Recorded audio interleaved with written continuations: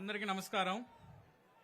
ఈరోజు శంకరావం కార్యక్రమానికి మన పాలకొండ, మన అరకు పార్లమెంట్లో ఉండేటువంటి మన పాలకొండకు విచ్చేసినటువంటి మన జాతీయ ప్రధాన కార్యదర్శి వారు, మన తెలుగుదేశం పార్టీ కార్యకర్తలందరికీ కూడా అండా దండ మన అన్న లోకేష్ అన్న గారికి,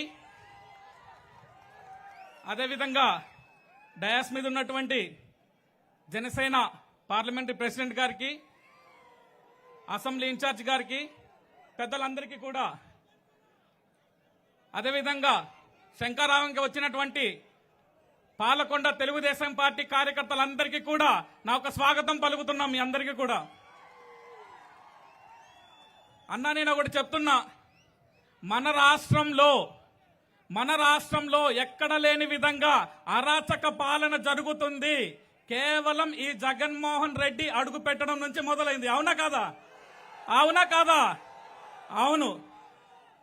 ఈ జగన్మోహన్ రెడ్డి వచ్చిన తర్వాత స్కాములు రాష్ట్రంగా తయారు చేశాడు. ఈ రాష్ట్రాన్ని మైనింగ్ స్కాములు చేస్తాడు, ఇసుక స్కాములు చేస్తాడు.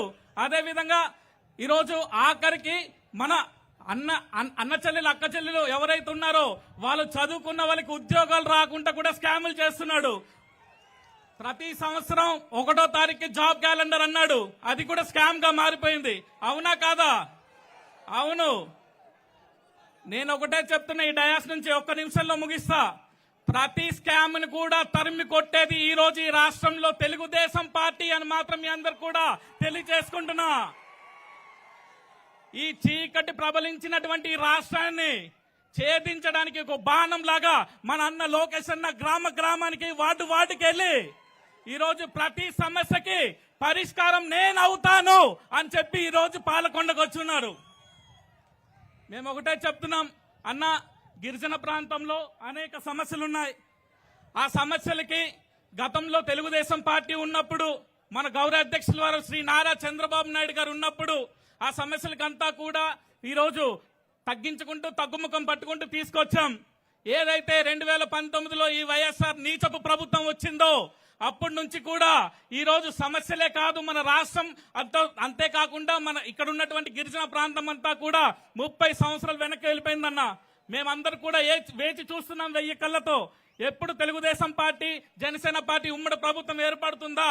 మీ చేతులారా మా గిరిజన ప్రాంతానికి ఈ రోజు ముందుకు తీసుకెళ్తారా? అభివృద్ధి సంక్షేమ కార్యక్రమాల్లో మమ్మల్ని ఎందుకు ముందుకు నడిపిస్తారా అని ఒక 1000 కళ్ళతో ఈ 7 నియోజకవర్గాల్లో ఉండే గిరిజన ప్రజానికం అంతా కూడా మీకోసం ఎదురు చూస్తుందన్న. మేము ఒకటిగా చెప్తున్నాం, మేమందరం కూడా ఈసారి ఇంత ముందులా కాకుండా ఈసారి అంతా కూడా మీ వెనకాలన్నాం. మీరు చూపించిన బాటలో నడుస్తాం. మీరు ఏది చెప్తే చేయడానికి ఇక్కడ ఉన్నటువంటి తెలుగుదేశం పార్టీ కార్యకర్తలందరూ కూడా సిద్ధంగా ఉన్నామని చెప్పి ఈ సందర్భంగా మీకు తెలియజేస్తున్నామన్నా. అంతేకాకుండా మన అందరికి ఒక చిన్న విషయం చెప్పాలన్నా, మీ అందరికి కూడా ఈ దేశంలోనే కాదు ఈ ప్రపంచంలో అనేక పార్టీలు ఉన్నాయి. కానీ ఏ పార్టీ కూడా కార్యకర్తల కోసం ఆలోచించదు. కార్యకర్తలు అంటే ఎలక్షన్ టైంలోనే గుర్తొచ్చేటువంటి కార్యక్రమాలు జరుగుతాయి. అలా కాకుండా కేవలం ఒకే ఒక పార్టీ ఈ ప్రపంచంలో కార్యకర్తల కోసం ఆలోచించి ఈరోజు తెలుగుదేశం పార్టీ కార్యకర్తల కోసం ఒక నిధిని కేటాయించి ఆ ఆలోచన ఈ రోజు మనకు ఇక్కడ కనిపిస్తున్నటువంటి పులి బిడ్డ మన నారా లోకేష్ గారు దాన్ని చూస్తూ ప్రతి కార్యకర్తకి, ప్రతి తెలుగుదేశం పార్టీ కార్యకర్తకి ఏ కష్టం వచ్చినా నేనున్నాను అన్న భరోసా ఇవ్వడానికి ఈ రోజు ఆ నిధిని కూడా ఏర్పాటు చేసి, ఏ కుటుంబం నష్టపోయినా మనం మొన్న చూసాం, మన భువనేశ్వరమ్మ గారు కూడా మన నియోజకవర్గానికి వచ్చారు.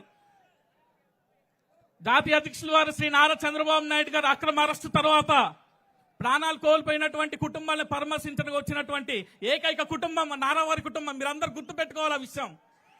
అదేవిధంగా ఏ కుటుంబం నష్టపోయినా సరే ఆదుకోవడానికి మన జాతీయ అధ్యక్షుల వారు కానీ, జాతీయ ప్రధాన కార్యదర్శి వారు నారా లోకేష్ బాబు గారు వీరందరూ సిద్ధంగా ఉన్నారు. నిజానికైతే ఉదాహరణ నేనే. మా నాన్నగారు అరకువేలు ఎమ్మెల్యేగా పనిచేస్తూ నక్సలైట్ల దాడిలో చనిపోతే అక్కడ వదిలేకుండా నిరుపేద కుటుంబానికి చెందినటువంటి నన్ను తీసుకొచ్చి మంత్రిని చేసి ఈ రోజు మన పార్లమెంట్ ప్రెసిడెంట్ గా నాకు అవకాశం ఇచ్చి ఈ రోజు మీ అందరు కూడా సేవ చేసుకున్న భాగ్యం కలిగించారు మన లోకేష్ అన్న గారు. అలా ఈ ఉదాహరణ చాలు, మన పార్లమెంట్ ఈ ఉదాహరణ చాలు. మీ అందరు కూడా ఒకటే పిలిపిస్తున్నాం, 7 నియోజకవర్గాలు, ముఖ్యంగా పాలకొండ నియోజకవర్గంలో రేపు తప్పకుండా సైకిల్ గుర్తు, సైకిల్ గుర్తు, సైకిల్ గుర్తు పసుపు జెండా ఎగరాల్సిన అవసరం ఉంది. ఈ బాధ్యత ఇక్కడ ఉన్నటువంటి ప్రతి ఒక్క కార్యకర్త మీద ఉంటుందని కూడా తెలియజేసుకుంటూ ఒక్కసారి మన అన్నకు ఒక జై కొడదాం. జై లోకేష్ అన్న, జై లోకేష్ అన్న, జై లోకేష్ అన్న. ఈ అవకాశం ఇచ్చినటువంటి పెద్దలకి, లోకేష్ అన్న గారికి అందరికీ కూడా ధన్యవాదాలు తెలియజేసుకుంటున్నాం.